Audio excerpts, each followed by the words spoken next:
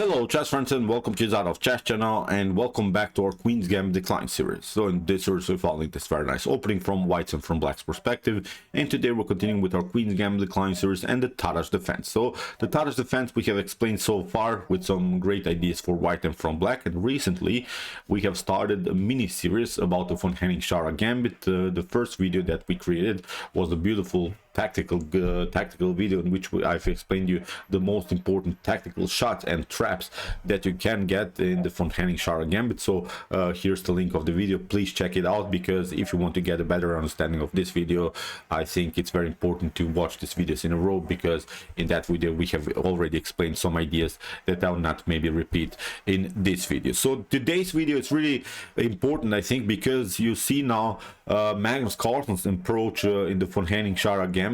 I think now these days Magnus Carlsen is the only player that pull off this very sharp opening, that dares to play this very sharp opening, because it's unclear basically what Black is doing. In the beginning it's unclear why Black is giving up the pawn just without any compensation, but actually the compensation that you get out of the von Hennig Schara Gambit is unclear in the beginning. The compensation that you get is actually a huge piece activity and a great attacking formation that you get. So that's why you should not be frustrated when you play maybe the von Hennig Schara Gambit with the black pieces and you don't get your pawn back, or you don't get maybe some kind of a huge attack against your opponent's king. No, the only thing that you get out of the von Hennig Schara Gambit is a great attacking formation, a great piece activity. So as I said, that's the only thing that you get out of the opening. So let's check out now two great games played by the world champion Magnus Carlsen in the von Hennig Schara Gambit. The first game was Sam Shankland against Carlsen, and the other game was Li Guanglian against Magnus Carlsen. So he played these two games in 2022, so it was now a new approach of the world champion, and I think it's very risky to play this opening, but you see now how Magnus pulls it off really with some great tactical ideas. So here, first game, as I said, Sam Shankland, Magnus Carlsen von Hennig Schara Gambit. So d4 played by Sam Shankland. We have d5, c4, e6, knight to c3, and now comes the Tarrasch defense move, which is now the move c5, breaking in the center immediately. And now most of the times White is continuing the game with the move c takes d5, and the move c takes d5, of course, after e takes d5 and similar stuff, knight to f3, bishop to g5, g3, bishop to g2, leads into a line where many times after potential d takes c5 Black is left with an isolated d pawn. So that's the huge maybe positional problem of the Tarrasch defense. But here, after move c takes d5, now Magnus pulls off the von Hennig Schara Gambit move, which is now c takes d4, and this is now the main line of this very cool opening, because here queen to a4 you can also take, of course, immediately, but then you get challenged with the move knight to c6. You cannot take because of the activity on the d-file. So that's why the most often and most popular way is to proceed with queen to a4, like Sam Shankland did here immediately. So the idea is clear. We want to create a new tempo against the king, and Black has to bring now a piece in front of the king. So that's why bishop to d7 has to be played. But now if we move queen to d4, we have e takes d5, and what you should not do here from White's perspective, and I've explained it also in the intro video, you should not take out with the knight. Knight to d5 would be, I think, a mistake here immediately, because after here knight to c6, kicking with the queen, maybe queen to f4 or maybe queen to d1, then Black can pull off a very annoying knight to f6. And knight to f6 is annoying because it breaks really White's basic principles in chess openings, because White has already played once, then twice, and then is forced to play a third time with the same piece. Whatever you do, I think knight to c3 is a little bit passive. You get bishop to c5, bishop to b4, or even if you play knight to f6, then queen to f6 comes with the tempo. The queen gets with the tempo into the game, and now with queenside casting, I think White is really strategically lost here. The activity is really great. Bishop really on active diagonal, queen centralized here, also very active. Knight on c6, very active. Bishop on both diagonals. The rook will come on the d-file, so I would not love to play anymore this game from White's perspective. So as I said, that's why you have to take out with the queen here, and you can really make many mistakes already in an early stage of the game when you're playing the game with the white pieces, so that's why queen to d5 a normal idea. We have knight to f6 kicking away the queen. We have queen to b3, although I like this approach of white's queen to d1. When I faced many times the von Hennig Schara Gambit, I like this idea, queen to d1, simply retreating with the queen and then develop normal with knight to f3, e3, bishop to e2 and Qxd5 Kxh7. But okay, queen to b3 is of course an attack against the weak b7 pawn, but now Magnus Carlsen plays simply the best line, knight to a6. Again, I'm pointing out, and it was also part of our first video where I have shown you the most important tactical traps. Queen to b7 is not working here because of knight to b4, and then the queen is a little bit endangered, and also knight to c2 is going to happen. So it's, I think, a position that white can resign. So that's why after move knight to a6 we have knight to f3, but the importance of the move knight to a6 is that you get a new tempo against the queen. So here queen to c2 and now rook to c8, very important move. And the cool part is that you don't have to castle immediately here from black perspective. You can play a little bit around, a little bit different move order, just to bring first the pieces on active squares, and then maybe afterwards you can secure the king by castling, because the rook on c8 is of course an indirect threat against the queen on c2. So if something gets cleared, then the queen on c2 could be endangered on the c file. So we have now e3 by Sam Shankland, normal development, trying to finally play bishop e2, bishop to d3 and secure the king by castling. So we have now knight to e4 immediately by Magnus Carlsen. He's using now the c file attack just in order to continue further pressure around the square c3. So we have bishop to d3, knight takes c3, b takes c3, and now knight to d5. And you see now it's already weird position here for black, and now also some ideas of knight to b4 are working, then maybe to get rid of this bishop on d3, which is now a good choice. So we have now the kingside castling and now knight to c3. And I really liked here Sam Shankland's approach. He sacrificed his pawn back, but if he would not have sacrificed the pawn on c3, you see the problem I think about the bishop on b2 is that it's really weird. It's blocked out by its own pawn, so even it's blocked out also here on this diagonal. So that's why Sam Shankland played here really a sharper line where he sacrifices the pawn back, but just in order to activate also his pieces, because I think the lack of development we can really notice here in white's position. So that's why I really loved his approach here. Really beautiful tactical idea. So we have now knight to c3, we have bishop to b2, and now bishop to b4 here by Magnus Carlsen. He's trying now to protect everything. Here bishop to h7, if you're asking yourself the question, is this a possibility to grab a pawn? Actually, the problem is now that there are many times these ideas. You can trap the bishop if your opponent takes it, but in this position I think it would be risky, because bishop to g6, f takes g6, then queen to g6, the king is naked. Now rook to d1 could happen, maybe first bishop to c3, the knight will get into the game, so it's game over here for black. So that's why after move bishop to h7, that's not what you want to get here, but I think a beautiful move rook to c5 would cause now many problems here for white, because then rook to h5 could also happen. So we could create here really some mess on the h file. Now with queen to c7 we could also create a triple attack here around the square h2. So now I would not love to play now the game from white perspective with such an endangered king. As I said, also the bishop can come into the game, so this is really a brutal attack that black could face, that black could create here against white's king. So as I said, really annoying stuff to handle in the von Hennig Schara Gambit. So many tactical traps are there because it's an open game. The game is really open in the center, so the pieces are active, and whenever you have this kind of position you can expect really some brutal tactics. So that's why here from bishop to b4 Sam Shankland plays now, I think, his first mistake, bishop to c3. He should have simply played knight to e5, where he could maybe play something like knight to c4 and finally kick away this knight from c3. It's, I think, a pragmatic idea, and then afterwards then maybe to try some ideas of bishop to h7, because the knight would also attack the f7, so it would be a different story. But okay, he played now bishop to c3. We have bishop to c3, we have rook to b1 attacking the pawn on b7, and now I think normal idea here, bishop to f6 after queen to e2. Here I really liked Magnus Carlsen's choice. He played rook to c7. Many of us I think would play something like b6, but b6 is weakening of course a little bit the light course. Bishop to a6 could happen, also bishop to e4. You see you have several problems here, so that's why whenever you don't have maybe to push a pawn, don't do it, because when you push a pawn it creates new weaknesses in your position. So that's why rook to c7. Here Sam Shankland plays now e4. He wants now to create further madness on the e file because black's king is still in the center of the board. It's not secure, so that's why here Sam Shankland is challenging the world champion Magnus Carlsen. So casting, we have now e5. After bishop to e7 we have knight to d4, and after bishop to c5, here I really like the Sam Shankland choice because he played now a beautiful move e6. The problem is, of course, you cannot take because you get e7, the fork against a rook and the queen. So that's why you have to react here. Here you have to play bishop to e6. After knight to e6, f takes e6, queen to e6, and king to h8.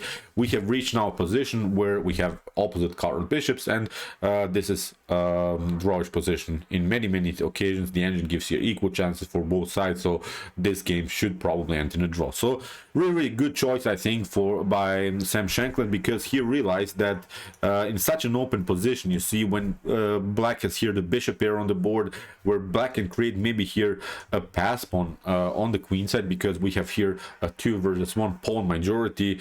This could cause many problems, and actually the move e6 is the only move that white can play in order to stay somehow into the game. So we have e6 after bishop to e6. As I said, this was now the continuation. So king to h8, we have queen to h3, delivering threatening checkmate here on h7 immediately. So that's why you have to play h6. If you play g6, of course, then bishop to g6 is going to happen. And the problem I think for both sides is that both of them have weaknesses. Magnus has here of course some light square weaknesses, but on the other hand Sam Shankland has a weakness around the square f2. So you see now how Magnus Carlsen will also counter attack against this weak f2 square. So both of them, as I said, have at least weaknesses, and both of them have some things to attack in the continuation of the game. So after move queen to h3, we have now h6, queen to g3, trying now to get the queen on g6. So that's why rook to d7, attacking the bishop on d3 further. We have rook to b3, and now rook to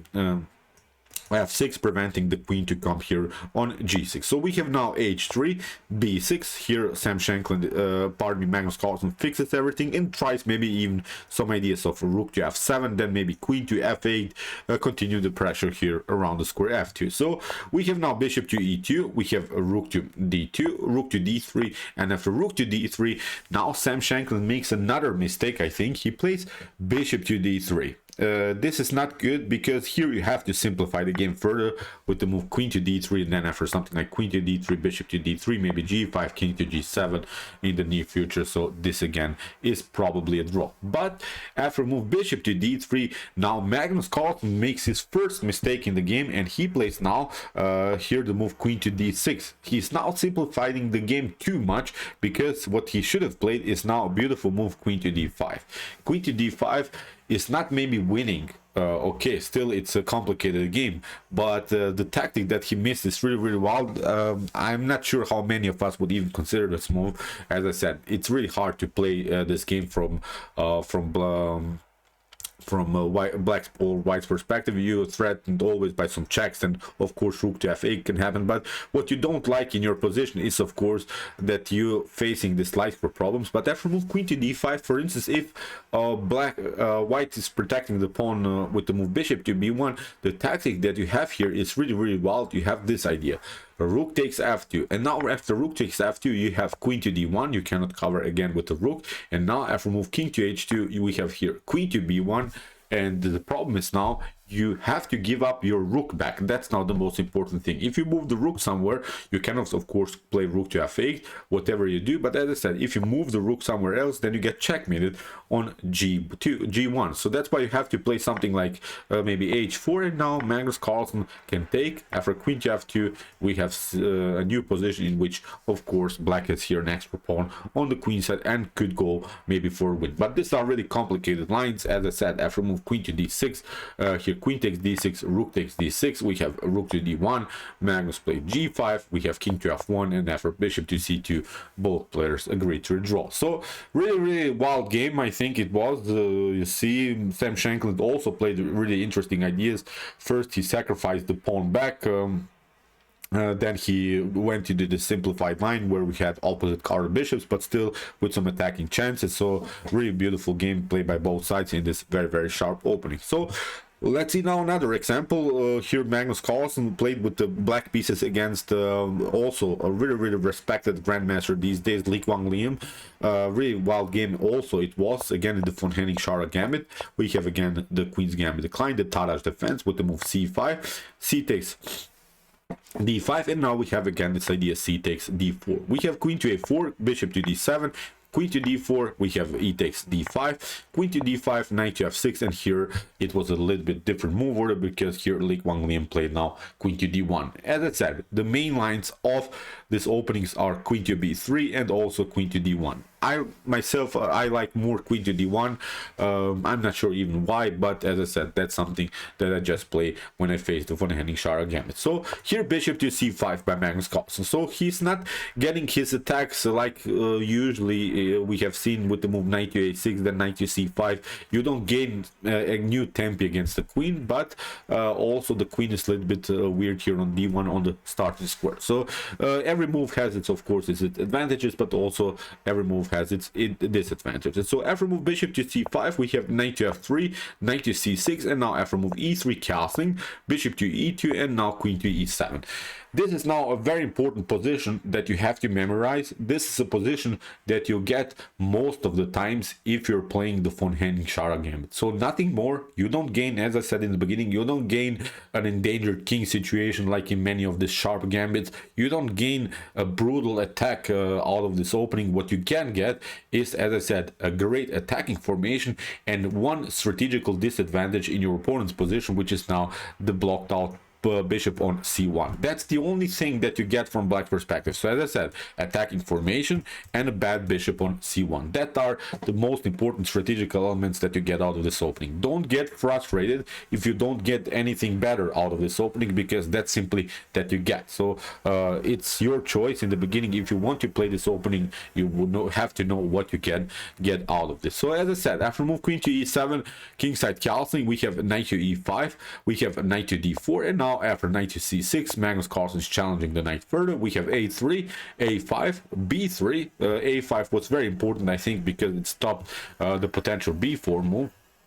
Now we have b3, we have rook to d8, and now after move knight to b5, here Magnus Carlsen played knight to d4.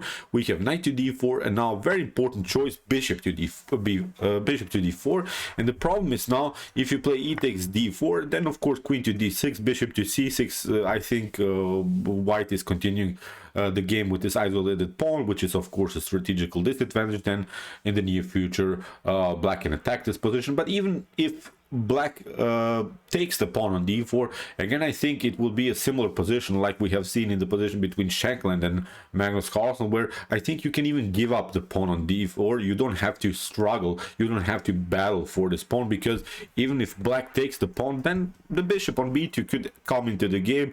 So that's why it's not such a huge problem to play with this isolated pawn here from white's perspective. But here queen to d4 was played by Hennig Liam. Now Magnus Carlsen has of course this discovered attack, bishop to b5, the queen has to retreat to b2, and now queen to e2, bishop to e2, queen to e2, and now knight to e4. You see now, as I said in the beginning, many times you don't know what you get out of the opening, but it's really clear now. We have now really beautiful bad bishop strategy by Magnus Carlsen, because the bishop cannot come on b2.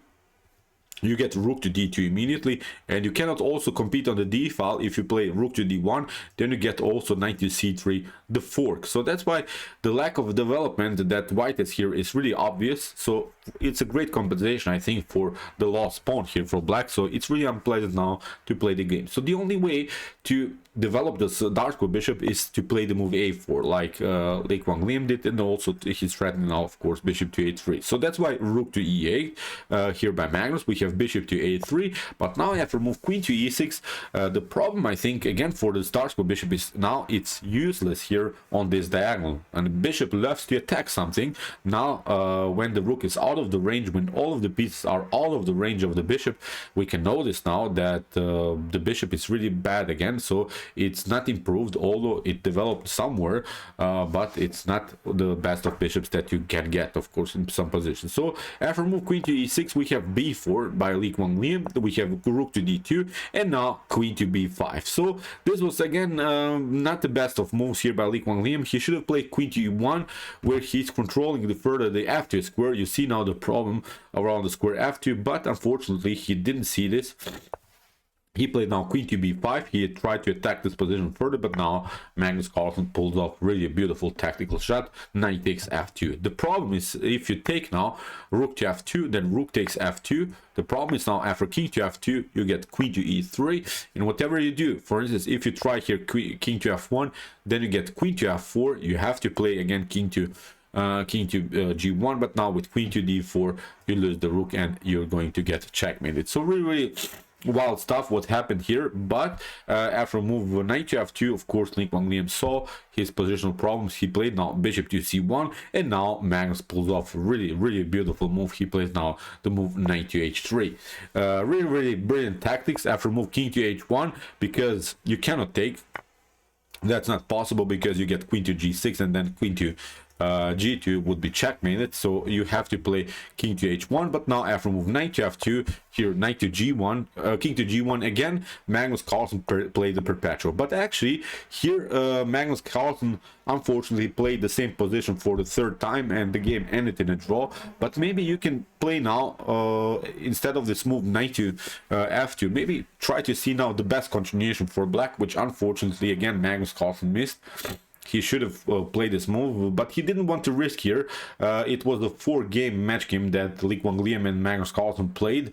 Magnus Carlsen won one game, and he only needed a draw in this last game. So I can understand his decision here, because if this game would be a classical time format game, he would found this tactic for sure. But the winning move here that Magnus Carlsen didn't play, but it would be really beautiful if he would have played this move, would be rook to g2, because if you play king to g2, then you get queen to g5, g4 the check. After king to h1, you get queen to e4, and it's game over. You can cover maybe with a rook, but now it's a beautiful checkmate. So if you try something else, if you don't take, if you play a passive move like bishop to a3, then queen to e4 is also winning, so with some discovered threat. So it's again a position that you can resign. So really wild tactic it would have been, but unfortunately, as I said, Magnus Carlsen played knight to f2, and after king to g1, the game was a perpetual, so it was a draw. So really wild games you can get. As I said in the beginning, and also in this video, it's very important to recognize what you're getting out of this opening. You get a great setup. You have this bad bishop strategy against this weak bishop on c1, but don't get frustrated if nothing is clear in the beginning. That's the only thing that you get. You have to then further improve the pieces, attack the position, try to search for new opportunities, for new good squares in the position, for new weaknesses. So as I said, it's still a complicated game. You see now Magnus played here really two beautiful draws against really strong masters. He had also some winning chances, so it's something I think really worth to study, because it's a surprise element. Not so many grandmasters now these days are using this opening. I'm not sure why. Maybe they're a little bit scared, but you see Magnus Carlsen can play basically whatever Magnus Carlsen wants to play, because he gets really beautiful positions out of this tactical mess. So okay, I hope that you enjoyed our last von Hennig Schara Gambit study. As I said, if you want to study this opening more, please check out our previous videos in this very sharp opening. Here's the link. And if you want to study more the Queen's Gambit Declined and also some different ideas in the Tata defense, here's the playlist of our Queen's Gambit Declined series. And if you like this content, don't forget to subscribe to my channel. See you soon with some more videos, and chess is the best, of course.